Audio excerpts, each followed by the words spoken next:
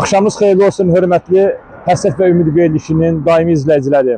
Bildiyiniz kimi BDM TV-nin nəzdində fəaliyyət göstərən Həsrət və Ümid verilişi artıq bugün 8-ci verilişi çəkirəm. Elimizə, obamıza xeyirli olsun. Bilirsiniz ki, Həsrət və Ümid verilişinin əsas məqsədi, qayəsi Qərbi Azərbaycanın Paşalı rayonunun öncəliklə Teyp, Köşbək, Leyli, Qaçan və o cümlədən də irəliyə doğru Qərbi Azərbaycanımızın fərqli bölgələrinin insanları ilə görüşmək olacaqdır. Çox təəssüf olsun ki, uzun illər mərhələli deportasiya nəticəsində bizim kənd cəmiyyətimiz fərqli yerlərdə yaşayırlar. Həmin o yerlərdən biri də bugün Sabunçu rayonun Pirşağı qəsəbəsi ərazisində Yeni Tət adlanan bir yerdə bizim kəndçilərimiz də məskunlaşıblar. Demək olar ki, kənd cəmiyyətimizin çoxu orada məskunlaşıbdır. Həmin ailələrin, bu artıq mən 5-ci çəkilişə gəlirəm. Bugünkü qonağı olacağım ailə kəndimizin ağsaqqalarına olmuş Nəcəfov Əli Ağalı oğlunun övladları burada yaşayır. Həmin onun rəhmətlinin övladlarından olan Nəcəfov Etibar Əli oğlundan görüşəcəm. İnşallah xeyirli uğurlu olsun.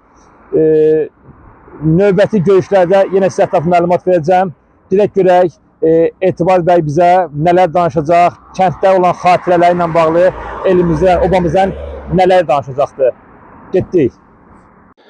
Salam əziz qardaşlarım, bacılarım. Sinəmizdə səssiz amma sönməyən bir od yanır. Bu od Qərbi Azərbaycan odudur.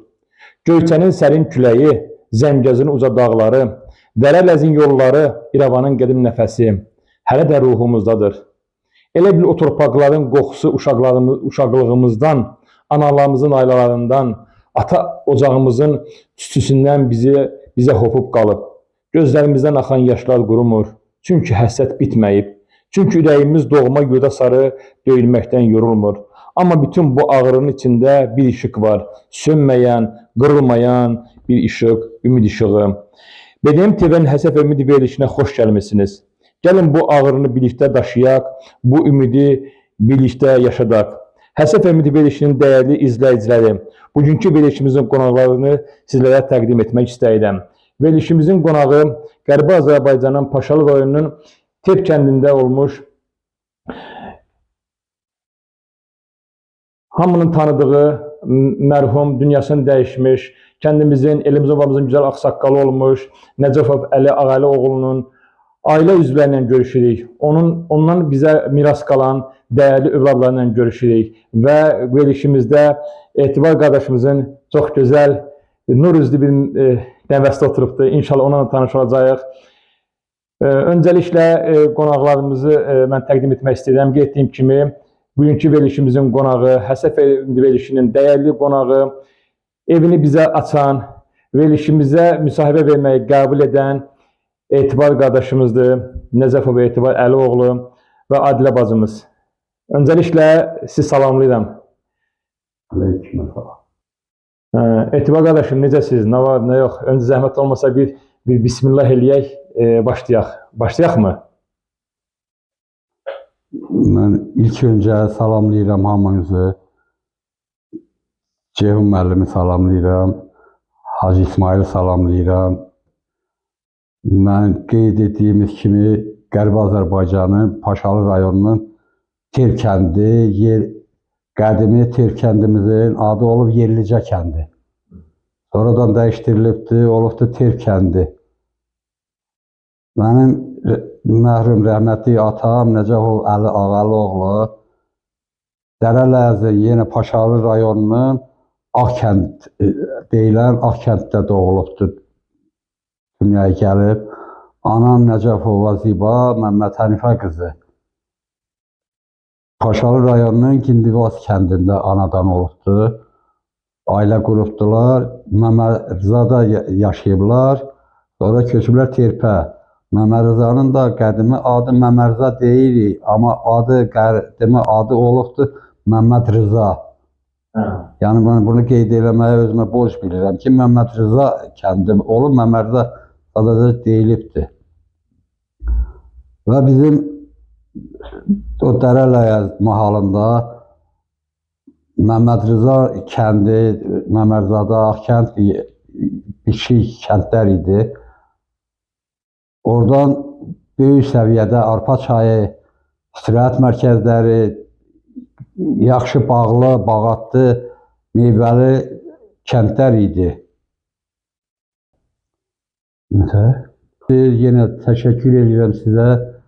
Əziyyət çəkib gəlmişsiniz. Çox sağ olun Etibar qardaşım. Etibar qardaş, indi belə deyək də, sizi mən yaxından tanısam da, Allah cəmiyyətin dəyişinə rəhmət eləsin. Yəni, atamı da tanıdınız, biz eyni kənddə böyümüşük, biz sizin gözünüzün başında böyümüşük. Amma belə deyək də, izləyicilərimizə biraz dilin yarımçıq qaldı. Zəhmət olmasa atanız, ananız, neçə qardaş bacı olmuşsunuz, nəvələriniz haqqında danışın, sonra inşallah sizə sonra Azərbaycan davam eləsin. Biz ailə üzvümüz olubdur, 3 qardaş, 3 bacı. 6 qardaş bacıdan ibarət olmuşuq. Atam, anam dünyasını dəyişib, Allah kəmirlərimizə rəhmət eləsin. Hal-hazırda 3 qardaş, 3 bacı, qardaşlarım Məhərrəm, Vüqar, bacılarım Nadiya, Adilə, Güləndam və mən. Mənim 3 övladım var.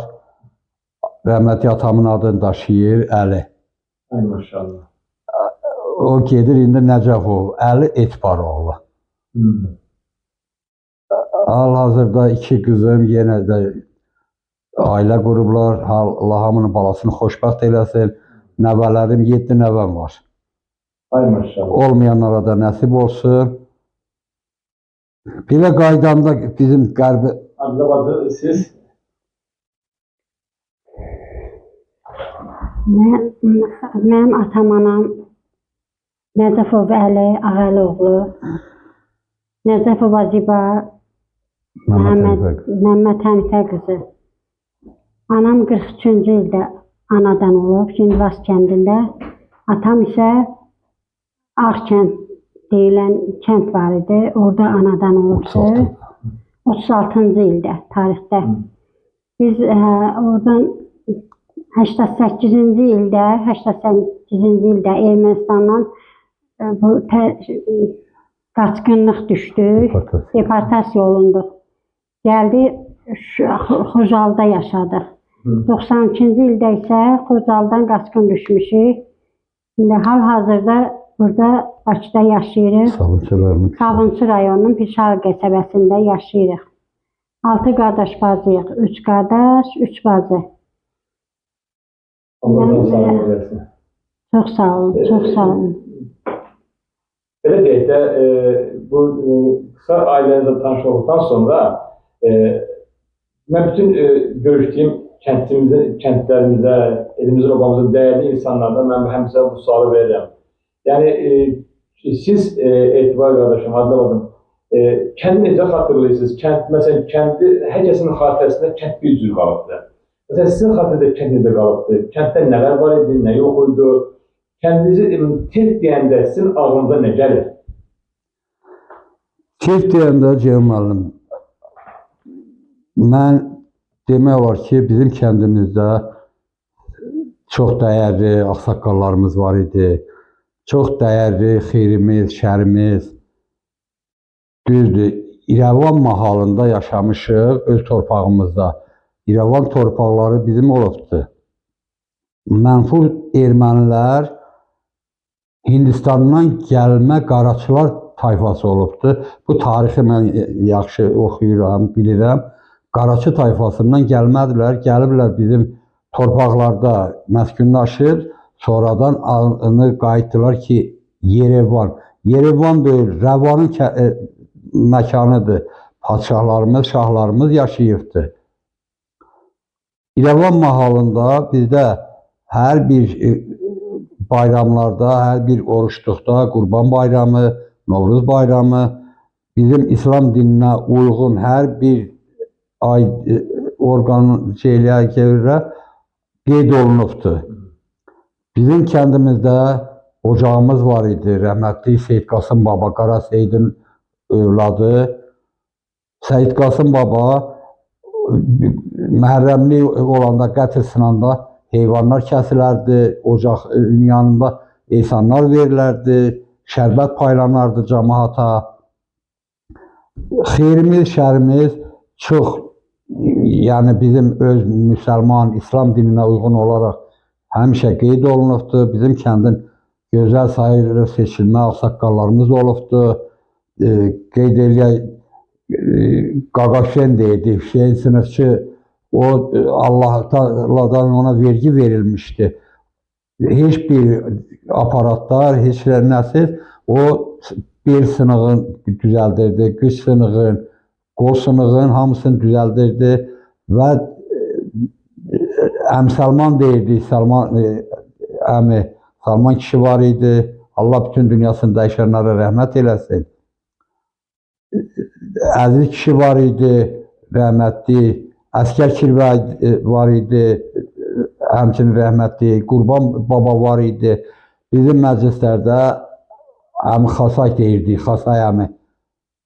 Həmişə məclislərin, yeməklərin Xasay əmi bişirərdi. Mənim yadıma gəlir, gənc vaxtlarımda gedirdi, o Eysandan uşaq idik, tamahımız düşürdü. Biz ondan Xasay əmi qaba qoyurdu, o vaxtı şirəli qablar var idi. O şirəli qabdan biz o ətdən, Eysandan qidalanırdıq və əfsanata düşən Eysan o olurdu ki, uşaq tamaha düşür, yeyir. Bulağımız, kənddə bulaqlarımız, sularımız, çay keçirdi bizim kəndin ətrafından, cürbəcür balıqlar çıxırdı, qızlala balığa qədər olurdu.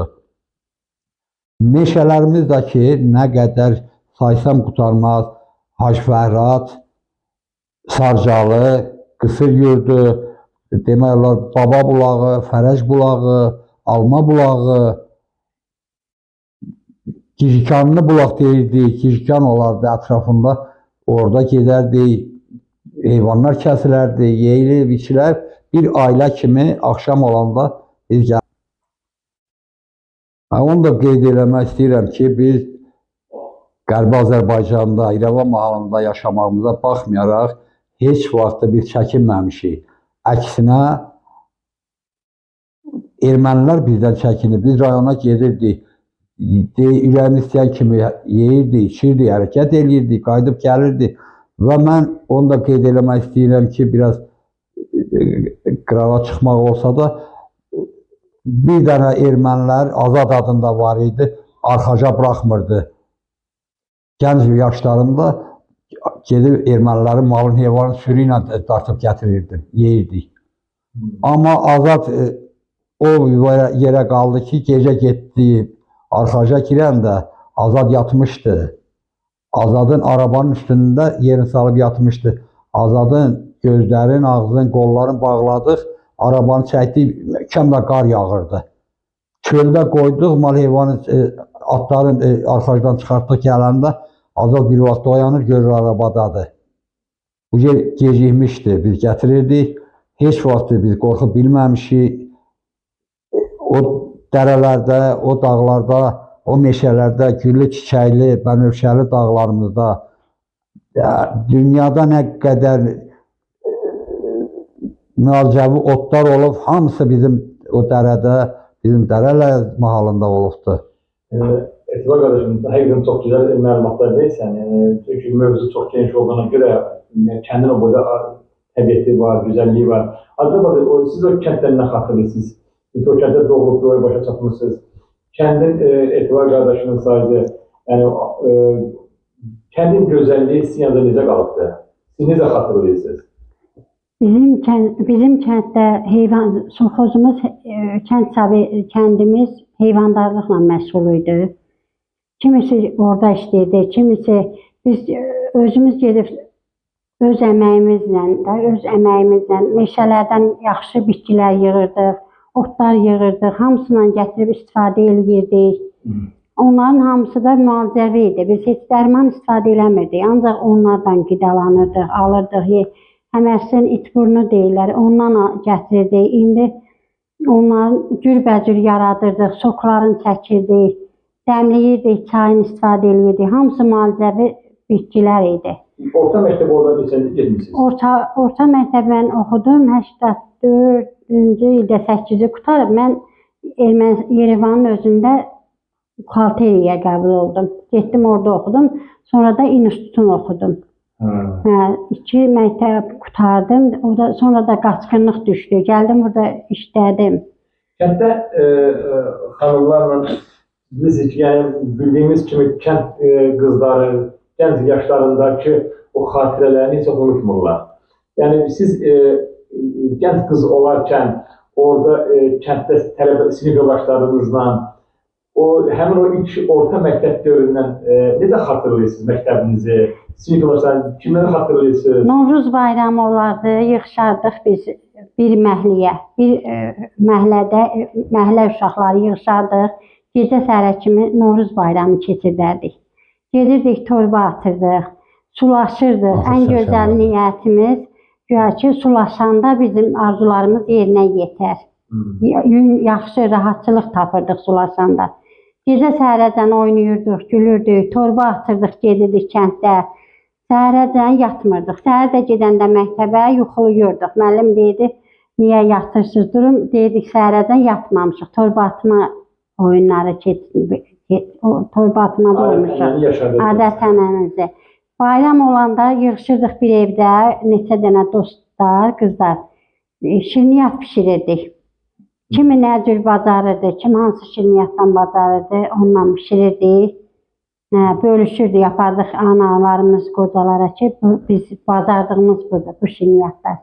Həmişə, nə bilim, belə şən olub, mehribançılıq. Çox önəmlidir. Etibar qardaşım, məsələn, belə deyək də, kəndin adət-ənənəsi, bizim öz kəndimizin adət-ənənəsi, maşallah olsun, həqiqətən harasından baxsan, har tərəfdən düşürsən, baxırsan ki, çox qəşəng adət-ənənəmiz var idi. Yəni, biz bəzən müsahibə alanda ağsaqqallar, biçələr deyirlər ki, din içində din yaşatmışıq. Yəni, bizim də kənddə, məsələn, erməni ailə quran, bir nəfə tapılmaq olmaz, yəni erməni ailə quran, erməniyə qız verən. Yox. Yəni, sizin zamanınız vaxtınızda, belə deyək də, bu gənc ikən belə münasibətlər olurdu mu? Məsələn, erməninin aranızda mübahisə olsun, kəndin cavan oğlanlarına qarşı, məsələn, rayon mərkəzində bizim kəndimizin ortasından yol keçirdi. Nəsə belə bir halları zaman vaxtında nə xatırlayırsınız? Gənc olarkən nə edirdiniz? Necə xatirələr var sizdə? Xatirələr, Ceyhan müəllim, deməli, biz gedəndə voyinkomat bizi çağırmışdı, hərbi komissar. Getdi, gördük ki, erməni uşaqlar bir balaca qıcıqlanırlar bizə qarşı. Uşaqlara dedim, narahat olma, hazırlıqla gəlmişəm. O vaxtı bu maşınların, köhnə qədim maşınların troslar olardı. Spidometrin troslar olardı. Trosu qoşa dil deyirdik, salmışam böyrümdən. Ermənilərlə mübahisəmiz başlayanda dedim, mən boydan balacayam, qorxmayın, onları məhv eləyərik. Trosu çıxartdım, ermənini birini kürəyinə vuranda bizə dəfə dedi ki, ay mama, öldüm. Erməncə dedi ki, ay mama, öldüm. O birisi vuranda üçüncü dedi ki, ay bu Türklarda nə silahdısa, bilinməyən silahdır, qaçın, bizi öldürəcəklər. Rayonun hərbi komissarın qabağında biz erməniləri demək olar qələbəni çaldıq, ermənilər heç vaxt bizə bata bilmədi və gəldi taksilərə oturduq, gəldik, kəndə çatanda, kəndin girişində dedik saxla düşək. Düş keçmiş gündür, yadımdan gəlmir, indi adını da deyə bilərdim, amma yadımdan çıxıb Aram. Aram adında taksi şoförü var idi, sarı 24-lə. Dedi, ay baba, bəs mənim yol pulumu şey elə, dedi. Dedim, həmin bizim torpaqda çörəyimizi yeyirsiniz, suyunuzu içirsiniz, həm də sana pul verəcəm. Mənim pul zat yoxdur verəm. Qapını çırpdım, aramı üstünə, sifətinə qoydum, özüm belə də özümü qüvvəli hiss eləyirəm. Qoydum, başımı saldım, aşağı çıxdım, getdim. Aram dalımcaq deyə bilmədi ki, şeydir. Aram bildi ki, düşsə, Aramın Nasırqada gedəcək rayona. Yəni biz heç vaxtı əyilməmişik, şükür Allahın böyüklüyünə. Əvvəldən dəmir əllərimiz olub, hal-hazırda Allah Ali Baş Komandanımıza can sağlığı versin, uzun ömür versin ki, dəmir yumruq və dəmir yumruq həmişə əyilməzdir. Dəmir heç vaxt əyilməyəcək. Çox sağ olun, həqiqətən maraqlıdır. Elə sualım ikinizə aiddir. Məsələn, kəndimizdə adət-ənənələrdən danışmaq istəyirəm. Yəni, bu adət-ənənələr, məsələn, gənc vaxtlarda yadınızda necə qalıb? Məsələn, toylar, nişanlar, yallılar, yəni, bunlar maraqlıdır. Həqiqətən, mən bütün hər görüşdüyüm elimizə o sualı verirəm. Çünki hərənin xatirəsi büzüdür, heç kəsdə xatirələri eyni deyil. Sizin də xatirəsi o toylarda, məsələn, Adilabazdan başlayaq, yəni gənc qız kimi orada nələri gördünüz? O toy mərasimləri, deyək ki, nişanlı o ərəflər necə baş verdi? O adətində necə idi? Deyim mənim, bizdə 2 gün toy olardı. Bir gün hazırlaşıb yemək, içmək, ikinci günü çalğı olardı, oynamaq, yallı getmək. Yallı da ən balaca uşaqlarımız da o yallını öyrənirdi ki, o bizim ən gözəl rəqsimiz idi. Oynaya bilməyən uşaqlar da o yallını öyrənirdi. Rəhmətli qonşum vardı, Möhbət. Allah rəhmət eləsin, rəhmətə gedib. O bizi, bax biz qardaş bacını evimizdə otururduq, yallını qoşurduq, o bizi öyrədirdi. Ki, siz də öyrənin. İndi hər o yallını mən getdikcə ona rəhmət oxuyuram. Gözəl ənənəmiz vardı. Nişanlı qızlar çıxardı su üstünə, bulaq üstünə. Nişanlı olan vaxtı, bayram ayında. Oruçluq olardı, həmən nişanlı qızlara pay gedərdi. Oğlan evi tərəfdən pay gedərdi.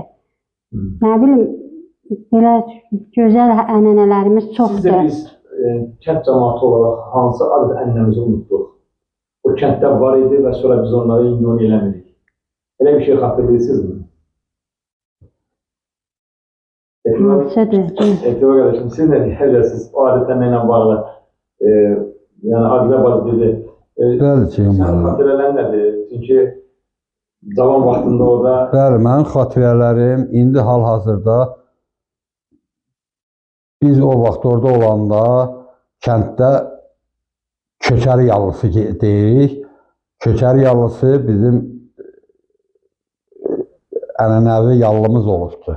Ruhani yallısı, ənənəvi yallımız olubdur. Hal-hazırda onu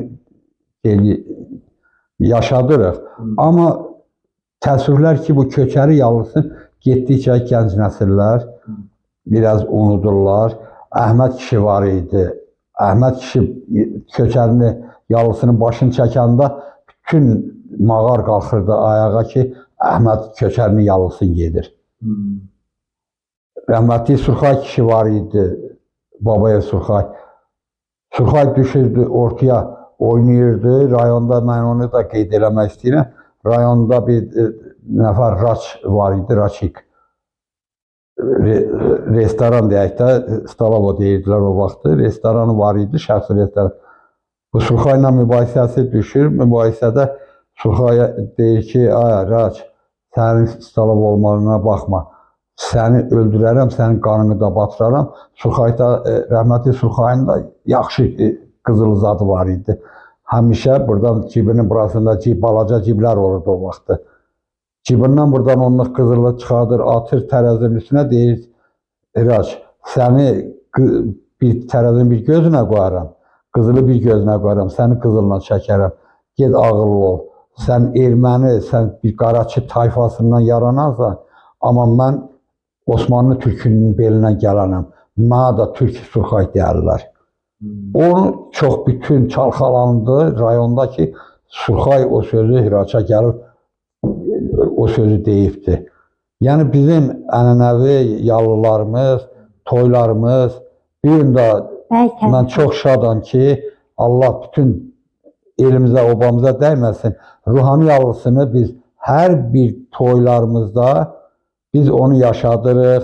Biz Şamaxı rayonunda gedib tədbir keçirtmişik, orada meşədə yallı getmişik, yallıbaşı və bir gün Həmişə saxlayırsan uşaqlar. Bəli, hal-hazırda da Siz o bəy tərəfindən deyirsiniz. Bəy tərifi rayonda olanda onu borc bilirdi gözümüzə.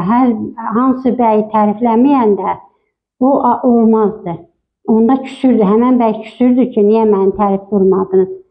Həmən bəy tərif, amma indi yoxdur da, indiki həyatda, şəraitdə o bəy tərifi hər dəqiq olmur. Unutulan adətlərimizdən. Unudulub, hə, o unudulub. Yəni bizim rəhmətli atam da məsələn həmişə ondan tərəfindən danışardı. bəli. Bizim yerimiz həm bu yaxınlardan məsələn Cənnət əlimlə də müsahibə aldım. Yəni həmin onunla bağlı danışdı, digər mühasibələrin müsahiblərini danışdı. Yəni bu bəy tərifi demək olar ki, unudulan bizim adətlərimizdən. Bəli, unudulubdur. Bir də nə Ceyhun müəllim, bir də nə unudula bilər. Bizdə Eysan veriləndə kənddə hansı kasıb ailə idi, Eysanın yarısını qapı-qapı paylayırdılar. Havla çalırdılar, bükürdülər yuxuya, qapı-qapı ki, o ailədən bəsi gəlməyib, yeməyib, iyi gedər da ona satma, Eysan qəbul olmaz. Qapı-qapı paylayırdı onu ki, qoy qəbul olsun da o Eysan, hamı yesin, hamı. İndi o yoxdur, o unudulubdur. İnşallah onlar da zamanla bərpa olunar, mən belə başa düşürəm. Etibar qardaş, sonra keçmən qabaq bir arada mən istədim söz verək. Nəvəzi təqdim etmədiniz, oturubdur burada. Biz Nəvəz haqqında danışıb ona söz verək. Hansı qız nəvəmdir. Hansı qızınızın evladıdır? Günel balaca qızımın oğludur. Özün bir təqdim elə görək bizə. Tuncay Nəcəf oğlu. Özü gələcək. Tuncay Nəcəf oğlu. Danışdı o Tuncay. Danışdan. Tuncay neçə yaşın var? Mən səni danışdıracağım. 11 yaşın var. Hədəfində, məqsədində nə var? Nə olmaq istəyirsən? Gələcəkdə peşənin müəllim olmaq istəyirsən, həkim olmaq istəyirsən, polis olmaq istəyirsən. Sən bilirsən hardansan? Əslin hardandır? Yəni bazarda Dərvəz mahalından. Dərvəz mahalından. Tərkdən də yəqin ki, baban hardan, sən də oradan. Hər zaman səndən uşaqlar soruşanda deyirsən də mən hardanam. Onu unutma. İnşallah sənə də uğurlu arz edirəm. O gün olsun inşallah. Hər zaman bayrağımızı yükseklərə dağlandırırsan. Amin. Amin. Qardaşım, mən gəldik bir maraqlı bir məqama gəldik. Verilişdən əvvəl də Adilə bacım danışdı, biraz da doğrusundu. Mən də pis oldum. Yəni bu bilirsiniz ki, yəni xalqımızın başına çox təəssüflər olsun. Deportasiya gəldi. Xalqımızın elimizi, obamızı öz ata-baba yurdundan illərlə, dişlə, dırnaqla vurduqları evdən, belə deyək də, gələcək üçün nəsə bir şeylər etmişdilər. Birdən qəfildən bir hadisə çıxdı. 88-ci ilə, mən 48-53-cü ilə demirəm. Deyək ki, sizin dövrünüzdə deportasiya oldu. O kənddə o hadisələri necə xatırlayırsınız? Yəni, belə deyək də, o qısa o köçmə ərəfəsində, orada keçirdiniz o həyəcanı biraz paylaşardınız da bizə zəhmət olmasa. Ceyhun müəllim, o deportasiya ki başlayanda Allah heç kimə nəsib eləməsin. Doğrudan da mən demək olar ki, kənddə bir 10 ev qalmışdı. Cəmaat Naxçıvandan maşın təşkil olunurdu. Bizim cəmaat deportasiya olunurdu Azərbaycan Respublikasına. hər bir bölgələrə. İnan, indi desəm bəlkə də bir cür çıxar. Hələ də mən özümə inanmıram ki, mən sağam. Adam çıxırdı, ürəyi dağ-dağ olurdu. Kəndə baxırdın, qapılar açıq, kənd boşalıb. O toylu, buxurlu evlər, toylu, çalğılı, daşlardan da musiqinin səsi gəlirdi. Qara zurnalar çalınardı. Ancaq çıxırdın kəndə, heç kim yoxdur ki, eləyəsən, onu kimləsə məsləhətləsə, bir söhbət eləyəsən. 5-10 ev qalmışdıq, yığılırdıq bir yerdə, Allah verəndən, bişirirdi, düşürürdü. Bizim dağlarda yaxşı əvəli, ələyəz, qırpığım, pencarlar olurdu cürbəcür. Yığırdıq bütün qış yaza qədər biz onu, heyvanlar kəsilərdi, mal kəsilirdi, qovurmalar olurdu. Qış yaza qədər biz onu motal pendir eləyirdik, küpa pendir eləyirdik, qış ruzisi. Və ondan biz qidalanırdıq. Elə oldu ki, məlum məsələlərlə əlaqədar biz Dərələyəzi tərk eləyəsi olduq. Gəldi, biz Dağlıq Qarabağ, Xocalı şəhərinə məskunlaşdıq. Orada da bizi pis qəbul eləmədilər, evlə təmin elədilər. Elman Məmmədov Göyüşoğlu şəhərin icra başçısı idi. Bizə çox münasib demək olar ki, şirin qarşıladılar bizə köməklik göstərdilər. Ondan sonra işlə təmin olundu. Mən özüm Xocalı polis şöbəsinin əməkdaşı idim. Polis şöbəsində işləyirdik. Biz döyüşə qalxırdıq. İsmailov İnqilab var idi. Allah bütün şəhidlərimizə rəhmət eləsin.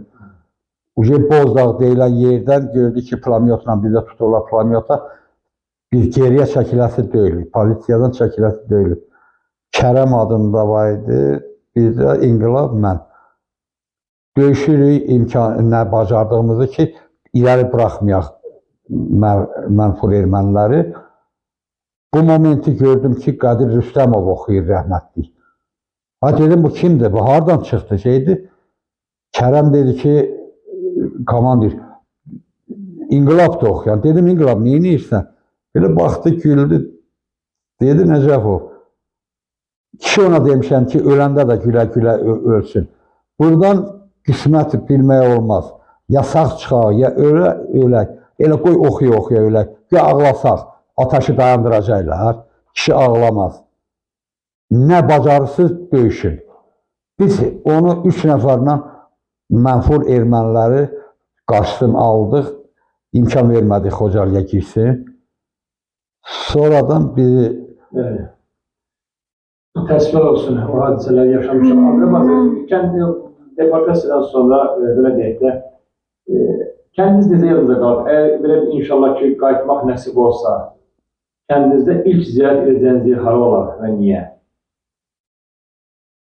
Haranız gətirmək istəyərdim? Çünki verişdən əvvəl biraz duyğulandım, kənddən danışdım, biraz gözlərim doldu, həyəcanla bir şey dedim, verilişdə deyərəm.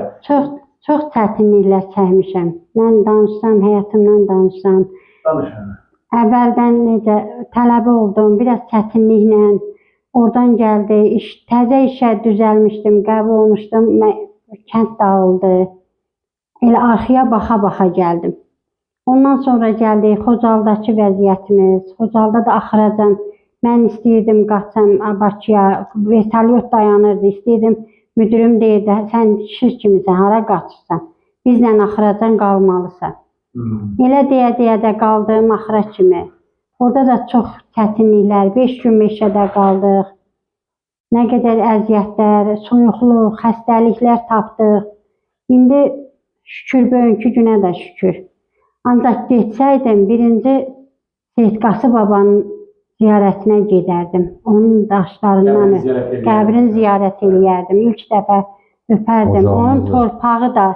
Onun torpağını da götürüb yalayardım. Dilimlə yeyərdim ki, bu gün şükür ki, biz yenə qayıtdıq sənin qəbrinə, ziyarətinə. Yenə də o həyata qayıtdıq. Ən gözəl olardı. Etibar qardaşım, həqiqətən maraqlı söhbət gedir. Və mən demək olar ki, verilişimizin sonuna gəlirik. Səncə biz Qərbi Azərbaycanlılar, tək cəmaət olaraq biz övladlarımıza, ətrafındakı insanlara, yəni söhbət qohum əqrəbdən gedir. Biz onları, yetəri qədər biz onlara izah edə bilirik, məsəl üçün nəvələrimizə, nəticələrimizə, övladlarımıza ki, bizim öyle torpağımız var. Yəni biz bu təbliği düzgün apara bilirikmi? Sən necə baxsan məsələyə? İnşallah. Necə aparmalıyıq ki, unudulmasın torpaqlar? Bəli, biz elə təbliğat aparmalıyıq deyirlər. Və mən bir gün də bizim kəndin şəkilləri, videolar çəkilir, gəlir, atırlar.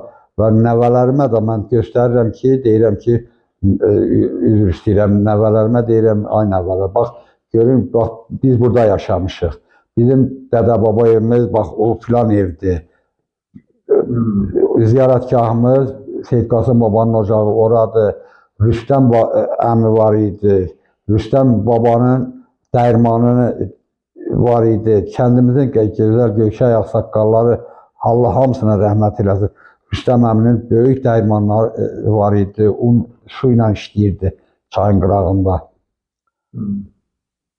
Və biz, necə deyərlər, bir bəli, biz çalışıb öz gələcək nəsillərimizə deməliyik ki, bizim tək Bakı, tək Azərbaycan yox, bizim İrəvan mahalı da bizim torpaqlarımızdır, dədə-baba torpaqlarımız olubdur və inşallah da Allahın köməyi ilə Qərbi Azərbaycan öz dədə-baba yurdlarımıza gedib ziyarət eləyərik və yaşayarıq da. Həmin sualı sənə vermək istəyirəm. Əgər kəndə inşallah getmək nəsib olsa, sən haranı ziyarət eləyərdin? Niyə? Mən ilk öncə Ceyhun müəllim, ən birinci gedib Seyid Qasım babanın məzarını və ocağını ziyarət eləyib və ikinci hal-hazırda haq dünyada, o dünyada yatanlarımızı, ikinci qəbristanlıqlarımızı, qəbirlərimizi bir-bir ziyarət eləyib, onları heç olmasa daşlarının, özlərini yox, daşlarının öpərdim. Ama etibar mesela biz kadrodan bazen görürük, çok təəssüf olsun. Onlara millət demək də olmur, xalq demək də olmur. Heç vaxt. Onların adlarını yəni, çox mənfur bir insanlardır. Hətta biz internetdə üzərine baxırıq, yəni, demək olar ki, qəbristanlıqları məhv ediblər. Tarixi hamısı bir abidələrimiz var, onları məhv ediblər. Yəni, amma biz bilirik də haradadır. Biz ən azından ki, bu qəbirlərimizi... Əlbəttə bilirik. Hal-hazırda bəli, bizim qəbristanlıqdan trası, mərkəzi yolu dəyişib, bizim qəbristanlığı ləğv eləmək məqsədi ilə düz qəbristanlığımızın ortasından yolu çəkiblər, mərkəzi yolu. Görürsünüz İrəvan yolunu. Amma nə qədər çəksələr də, neynəsələr də o qəbirlərimizin o ruhlar bizi gözləyir.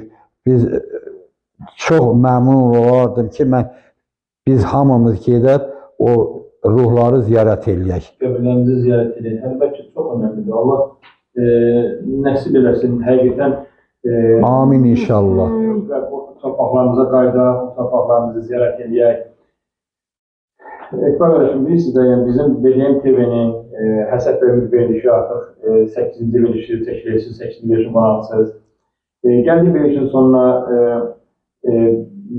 yəni demək istədiyiniz arzunuz, istəyiniz, bir sözünüz, bir məsləhətiniz, təklifiniz, son söz olaraq nə demək istəyirsiniz və sizdə Adilabadada? Mən son söz olaraq bir onu deyirəm ki, Allah xalqımıza dəyməsin. Elimizə, obamıza dəyməsin. Şəhidlərimizə Allah rəhmət eləsin.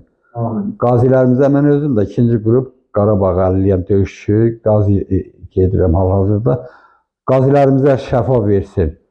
Allah Ali Baş Komandanımıza rəhmətli babamızı, Heydər babanı deyək ki, babamızın oğlu, dədəmizi arxasında olaq və onun sayəsində biz gedək öz dədə-baba yurdlarımızı ziyarət eləyək. Adilabadım, sizin? Mən də bu sözlərə qoşuluram, həmənki sözlər. Ancaq bizim yaxşı dədə, babalarımız var idi. Əmilər, dayılar, hamısı rəhmətə gedib. Allah hamısına rəhmət eləsin. Mənim bir əmim var idi, Koroğlu kimi idi.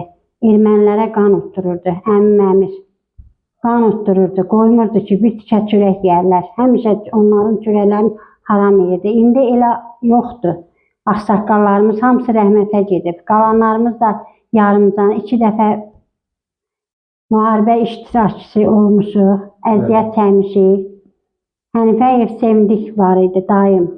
Bütün ermənilərə savadla, onun qabiliyyəti yox idi.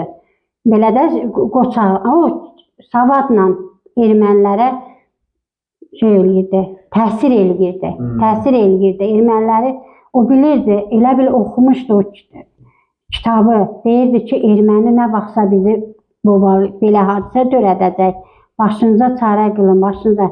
O savadlı idi.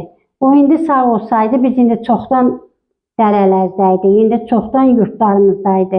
Elə ata, babalarımız yoxdur indi, qoçaq, savadlı. Biz də yorulmuşuq. İndi Allah dövlətimizə dəyməsin. Amin. Allah igidlərimizə dəyməsin. Ölənlərə rəhmət, qalanlara can sağlığı versin. Bəlkə biz yenə o yurda gedək. İnşallah. O yurda gedək. Etibar qardaşım, gəldik verilişimizin sonuna. Bəli. Müsahibə üçün vaxt ayırdığınıza görə sizdən təşəkkür bildirəm. Hər zaman qapınıza şadlıqlara gələk. Çox sağ olun. İnşallah biz də vətən həsrətini bitdiyini düşünək ki, artıq bu verilişimizin adında olduğu kimi həsrətini çəkirik. Qərbi Azərbaycanımızın, terpimizin, kösbəyimizin, Allah təala həsrətimizi sona qoyur. Kəndlərimizin, elimizin olduğunu həsrətini çəkirik. Artıq biz ümidlə onu gözləyirik ki, inşallah qaydaq, artıq bu həsrətimiz sona çatsın. Gəldik bugün də verilişimizin sonuna. Amma əziz tamaşaçılar, bildiyimiz kimi həsrət yenə də bitmədi. Həsrətimiz davam edir. Hələ də gecələr yuxularımızda o kəndləri görürük. Dağıdılmış evlərin divarlarını, səssiz qalmış həyətlərini, üstü ot basmış, amma yaddaşımızdan silinməyən məzar daşlarını, analarımızın, babalarımızın duaları qulağımıza səslənir. Qaydacağıq, ay vətən oğulları, qaydacağıq. İnşallah biz o torpaqlarımıza qaydacağıq. Bizi izlədiyiniz üçün hər bizə minnətdaram. Bugün Həsəf Əmidi verilişinin artıq biz 8-ci verilişini sona çatdırdıq. BDM TV-nin növbəti Həsəf Əmidi verilişində görüşənədək Allah qardaşımızı tezliklə nəsib eləsin. Görüşənədək Allah amanında qalın. Videonu bəyənib paylaşın və kanalımıza abunə olun ki, bu səs, bu həsrət hər kəsə çatsın. İnşallah ki, hər kəs başda sizə olmaqla, Etibar qardaşım, Adilə bacım, verilişi izləyin, paylaşaq. Səsimizi hər kəsə eşitsin ki, bunlar vətən itiriblər, bunlar torpaq itiriblər. İnşallah ki, torpaqlarımıza qaydacağıq. Allah amanında növbəti videolarda görüşmək ümidi ilə sağ olun. Biz də sizə təşəkkürümüzü bildiririk ki, əziyyət çəkib, qiymətli vaxtınızı itirib, gəlib bizi arayıb axtarırsınız, maraqlanırsınız, dərdinizə şərik olursunuz. Hər birinizə, bütün sizin komandanıza uğurlar arzu edirəm. Allah Taala'dan ən gözəl nəsib, vətən həsrəti bitsin. Gün o gün olsun, onu qeyd edək ki, vətən həsrəti bitdi. Amin. O günü bizə Allah nəsib eləsin. Çox sağ olun. Biz də öz təşəkkürümüzü bildiririk sizə ki, öz dəyərli vaxtınızı itirir. Xoşdur bizim üçün. Biz veriliş olaraq BDM TV-nin nəzdində fəaliyyət göstərən Həsəf Əmidi verilişi olaraq əsas işimiz budur. Qərbi Azərbaycanlılarımızın xatirələrini dünya ictimaiyyətinə çatdıraq. Növbəti videoda görüşmək üzrə Allah'a əmanət olun. Sağ olun, çox sağ olun.